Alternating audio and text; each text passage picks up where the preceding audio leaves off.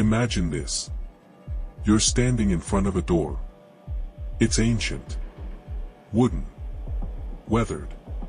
It creaks in the wind like it's whispering secrets you're not meant to hear.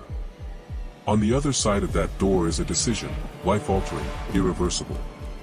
But no facts, no numbers, no logic can guide you here. Just a feeling in your gut. Your heart beats faster. Your breath shortens. You say to yourself, I don't know why, but this just feels right. And so, you choose. Days pass. Then weeks. Then years. And one day, that same feeling, so short, so burning, betrays you. You realize you walked into the wrong life, loved the wrong person, built something that feels alien to your soul. And yet, it all felt so true in the beginning. So what do you do now?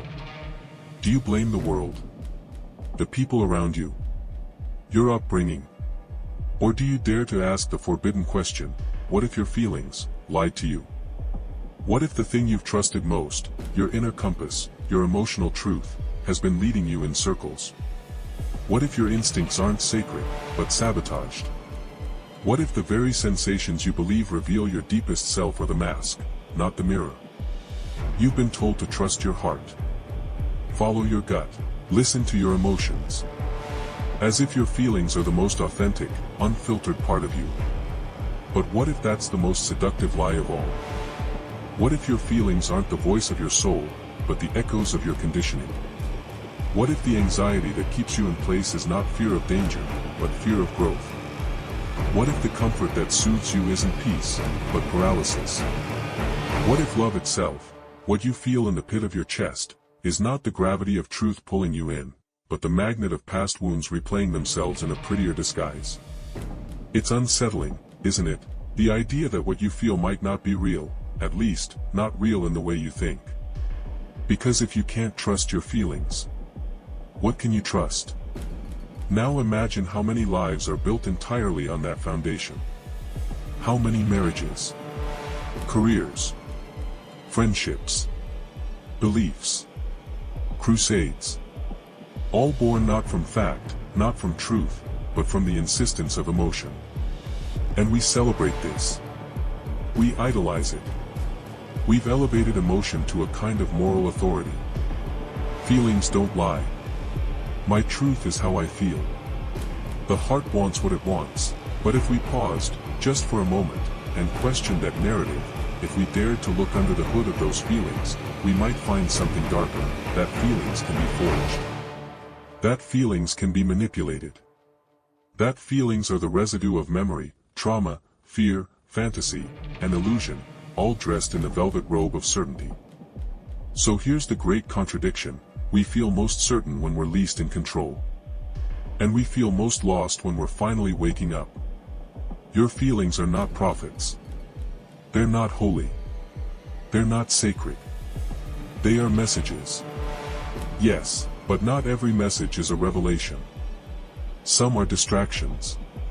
Some are traps. Some are ghosts from a past you haven't buried yet. And yet, in a world that worships emotion as the highest truth, to even question your feelings is considered heresy.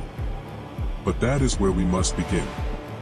Because if you don't question your feelings, they will control you.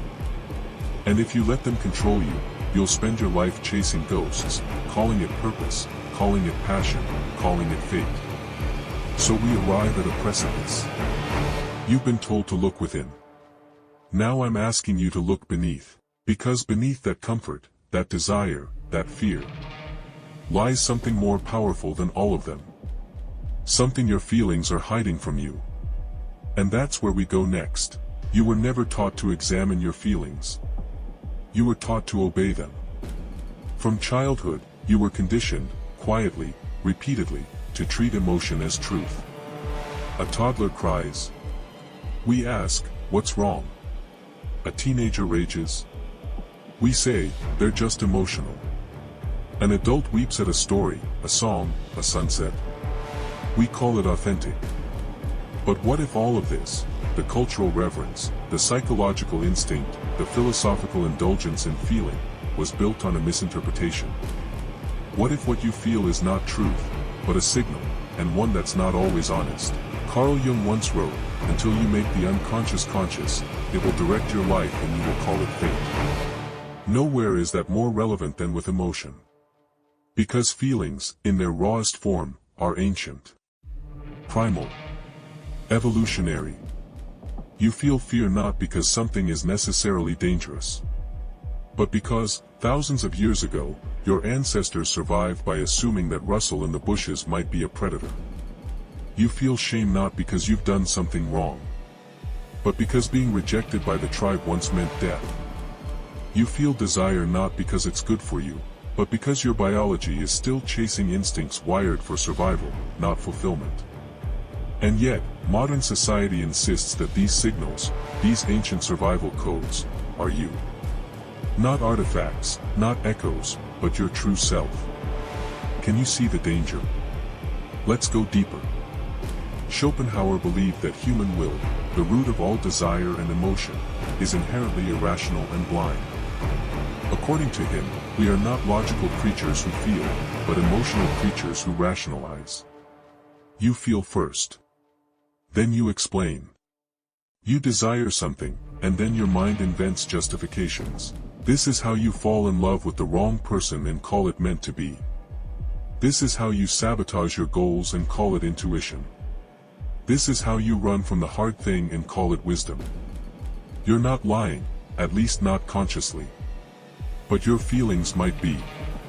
And yet, those feelings were the mask of authenticity. This feels right. This feels wrong.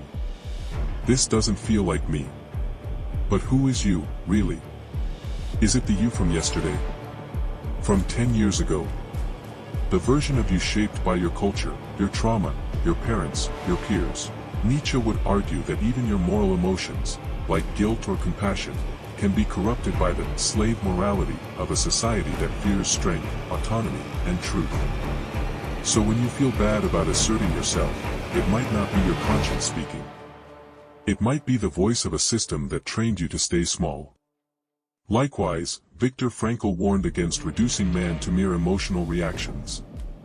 In Man's Search for Meaning, he observed that those who survived the horrors of concentration camps weren't the ones who felt hope or felt peace. It was the ones who found meaning beyond feeling, who acted according to values regardless of emotion. So the question must be asked, if the most resilient, the most free, the most awake among us have learned to move beyond emotion, why are the rest of us still living under its spell? Because it's easier. Because feelings offer simplicity in a world that is complex. Because if you feel sad, the solution must be to feel happy. If you feel anxious, you must find relief. If you feel lost, you must follow your heart. It sounds reasonable. It sounds humane. But it's a trap. Your emotions are not evil, but they are incomplete. They are data, not directives. They are signals, not sermons. But if you never learn to decode them, if no one taught you to sit with a feeling, examine it, trace it back to its roots, then of course you'll mistake it for a compass. You'll think the pain means stop. The joy means go. The fear means run. But maybe the pain means grow. Maybe the joy is a drug. Maybe the fear is a threshold to cross, not a boundary to respect. Modern psychology confirms what these philosophers intuited. Cognitive distortions, like catastrophizing, personalization, and emotional reasoning, are powerful forces that twist our internal experience.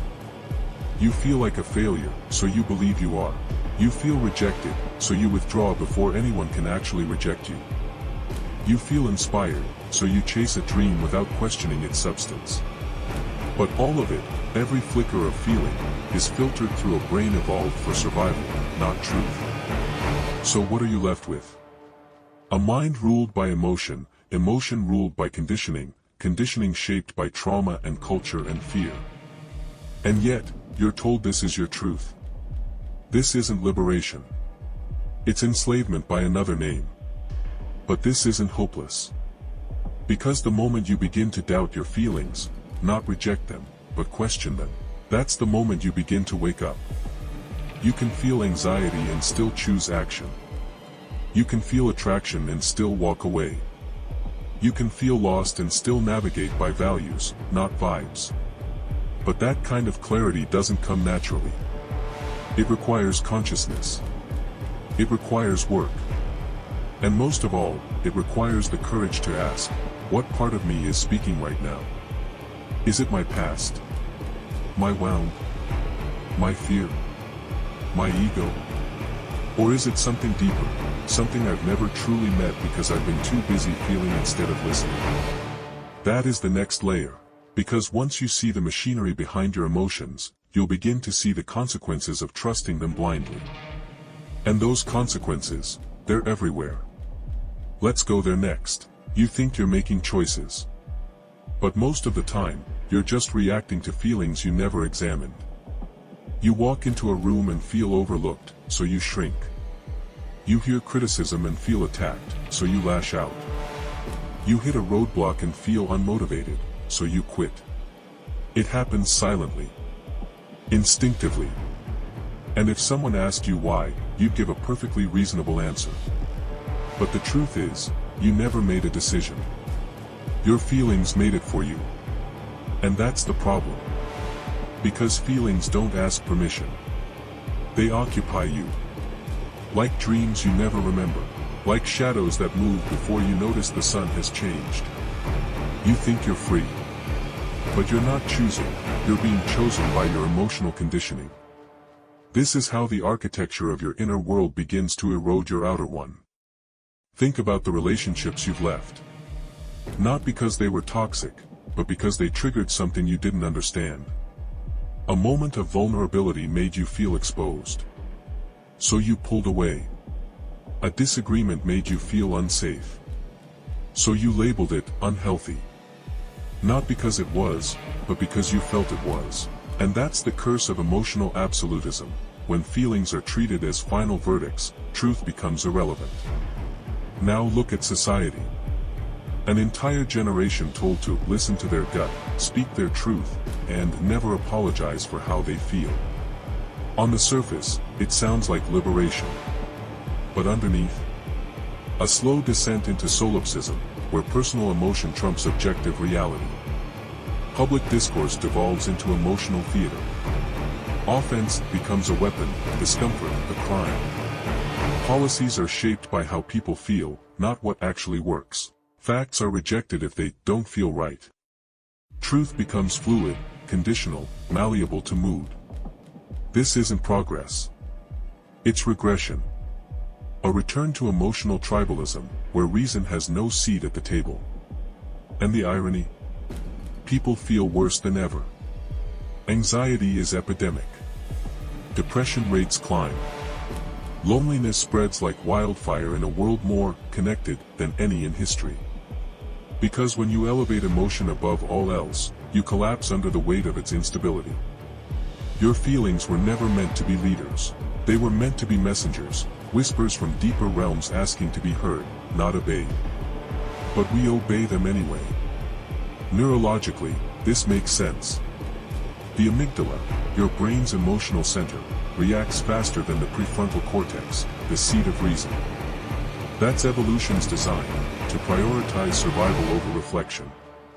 But in a world where danger isn't a lion in the grass but an email, a comment, a rejection, your brain still fires the same alarms. A snub from a stranger feels like exile. A lost opportunity feels like death. A change in routine feels like chaos. And so, emotion hijacks the system. You withdraw. You spiral. You stop showing up. Not because you chose to, but because something inside you felt like it had no choice. And it doesn't stop there. When you trust your feelings without challenge, you begin to curate your life to avoid discomfort. You pursue only what feels good, safe, affirming. You avoid anything that feels hard, uncertain, dissonant. Growth dies in that space, because every transformation, every meaningful evolution of the self, requires emotional friction. The gym doesn't feel good at first. Building a business doesn't feel natural. Ending an unhealthy pattern doesn't feel empowering until long after you've done it. But if you use your feelings as a barometer for right and wrong, you'll run from the very process that would set you free. And you won't even know it. You'll call it alignment. You'll call it being true to yourself. But in truth, you'll be following an invisible leash, a leash held by your own unexamined fears, habits, and stories. That's the unseen trap. And the cost? It's everything. Your potential, wasted on the altar of comfort. Your relationships, starved of real connection because honesty felt too risky. Your purpose, abandoned because the path toward it didn't feel immediately fulfilling. This is why people stay in shallow jobs, shallow love, shallow versions of themselves. Because depth requires dissonance, and dissonance doesn't feel good. But here's the catch: feeling bad doesn't always mean something's wrong. And feeling good doesn't mean you're on the right path. A drug feels good. So does revenge. So does avoidance. So does approval. But that doesn't make them right. Likewise, grief feels unbearable. Truth feels heavy. Courage feels terrifying. But they are right, because they make you real. So what happens when a person begins to question their feelings? Not suppress them. Not deny them. But interrogate them. Hold them in their hands like artifacts. Trace their origin. Study their shape. Examine who benefits from their presence. That's when the spell breaks. But few do this. Because society rewards emotional indulgence, not emotional mastery. You're applauded for expressing your feelings, but not for dismantling them. You're validated for your outrage, but not for the discipline of introspection. And so the cycle continues. You feel. You obey. You suffer. Then you search for answers in the same place that misled you, your feelings. That is the loop. And it doesn't end until you stop asking, how do I feel? And start asking, why do I feel this, and is it telling me the truth? Because beneath the noise of your emotions, beneath the panic, the longing, the heat, the fog, there is something steadier. Something deeper. Something that doesn't yell, but whispers. And it doesn't come from your gut. It comes from awareness. From meaning. From hard-won clarity. And that is where the rebellion begins. It begins with a small, quiet war. Not with the world. Not with your enemies. But with your own instincts. It begins the moment you stop asking, how do I feel? And start asking, what is true? Because for the first time in your life, you realize, the very compass you've been using to navigate your existence, your emotions, may have been pointing in the wrong direction all along. And the courage to doubt that compass. That is the first act of rebellion. Imagine waking up in a prison with invisible walls. No bars. No chains. No guards. Just an overwhelming sense that you shouldn't go too far, try too hard, or feel too much. Why? Because it feels unsafe. But then, one day, you lean against one of those walls, and it gives. You don't shatter it. You realize it was never real. That's what happens when you start challenging your feelings. You look discomfort in the eye and say, I see you. I feel you. But you're not my king. Because feelings are not facts. They are weather. They pass. And if you build your life around them, you are building on fog. So how do you break free? First, you separate your experiencer from your experience. You are not your anger. You are not your fear. You are not even your desire. You are the one having those feelings, not the feelings themselves. This distinction sounds simple. But it changes everything. When you get distance from your emotions, you can examine them without collapsing into them. You can say, this sadness wants to convince me I'm alone, but is that true? You can say, this fear tells me I'm not ready, but what if I am? You can say, this excitement wants me to chase something, but is it a trap? This is the second act of rebellion, self-inquiry over self-indulgence. No more bowing to feelings as if they were sacred commands. Instead, you interrogate them like a philosopher, a scientist, a detective. You ask, where did this feeling come from?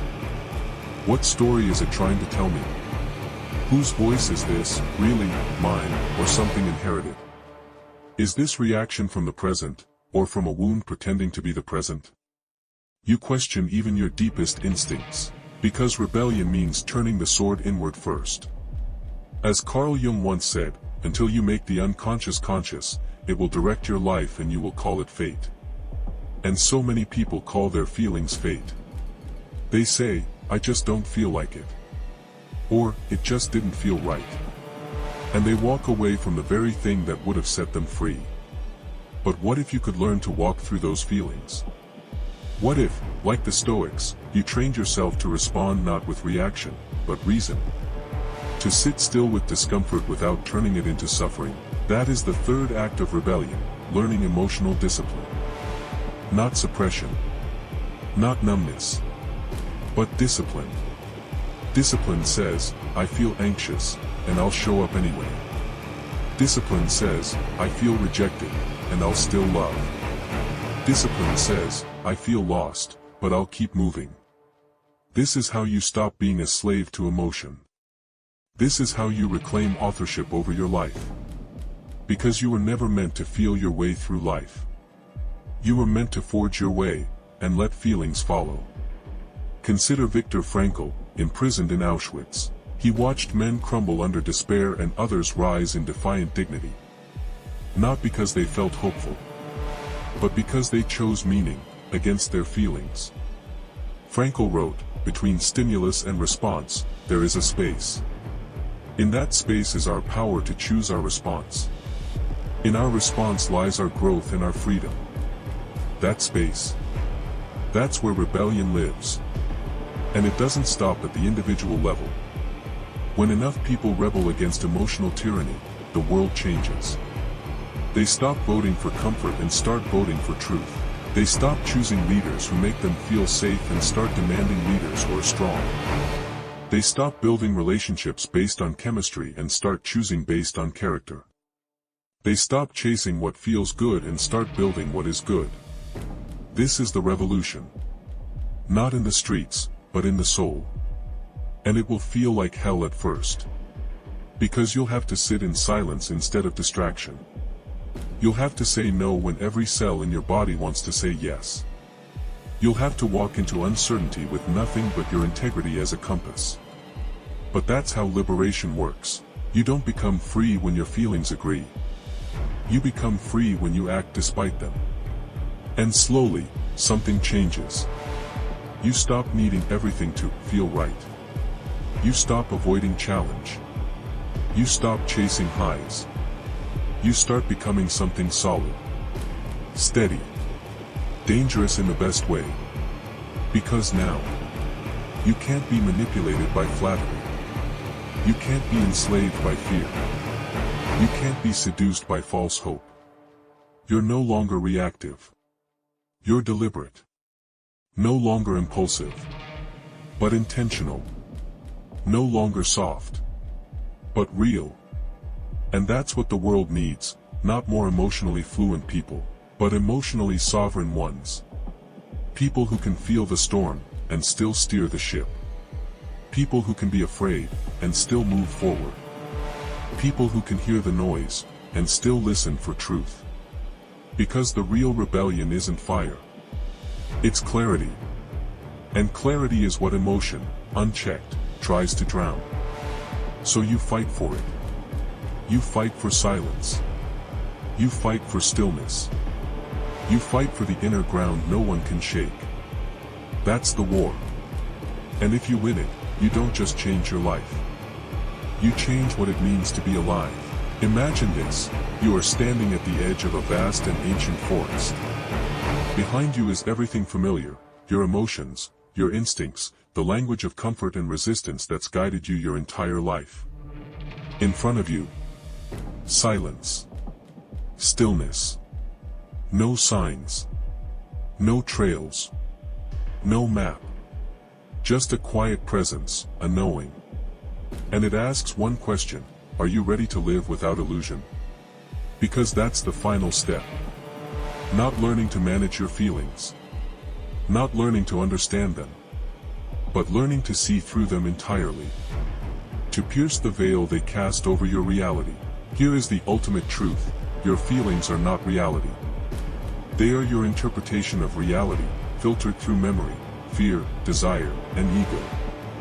And that means, your entire life, you may have been living inside a story. Not the world as it is, but the world as you felt it to be. Do you understand how devastating that is? How many people you've pushed away, not because they wronged you, but because you felt misunderstood? How many opportunities you've sabotaged, not because they were wrong, but because you felt unworthy?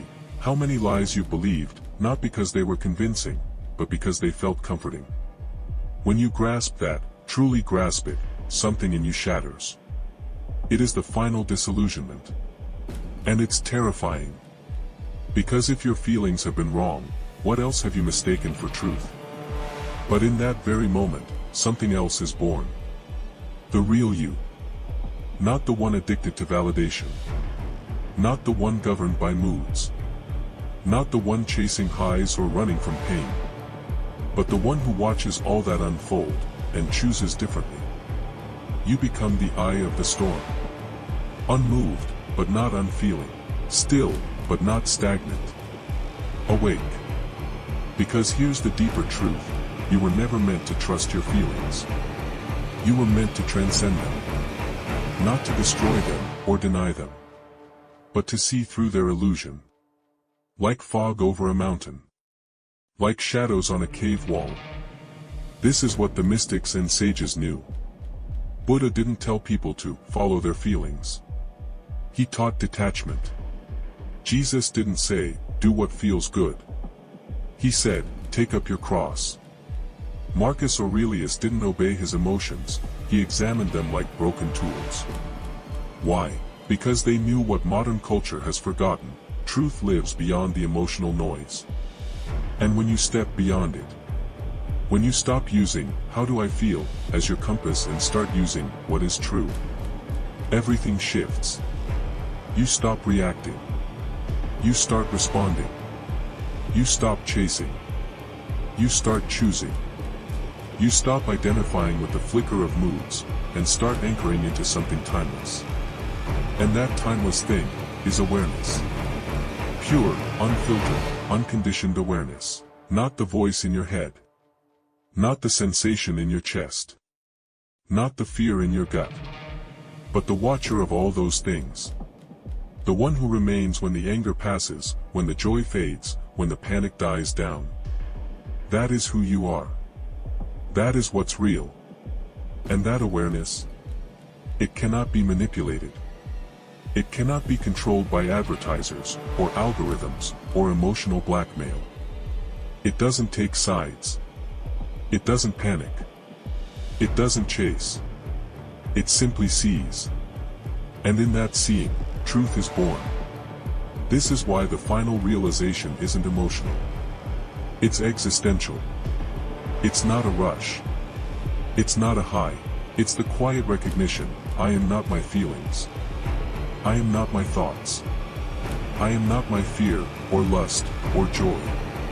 I am the space in which all those things rise and fall. And once you taste that, you never go back.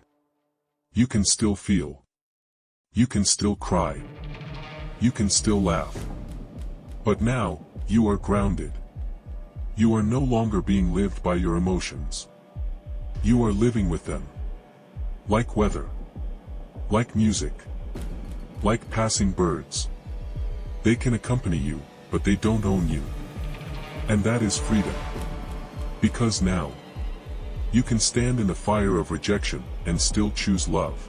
You can walk through the fog of fear, and still take the next step. You can endure the silence of confusion, and still move toward purpose. Not because it feels right, but because it is right.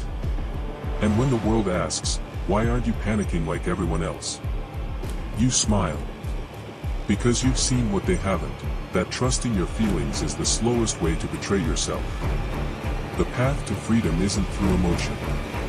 It's through truth. So stop asking your feelings for permission. Stop treating them like sacred gospel. Stop letting them tell you who you are. Instead, listen to the silence beneath them. The stillness between thoughts. The clarity that comes not when you feel something, but when you let it go. That is the final truth. And when you embrace it, you don't just live differently. You see differently. You realize. The voice in your head is not your enemy. It's just a ghost with a microphone. The fear in your chest is not your limit. It's just smoke before the clearing. The longing in your gut is not your destiny. It's just hunger wearing a mask. Let them all speak. Then walk right past them. Because you have something they don't, clarity. And in this world, that makes you dangerous.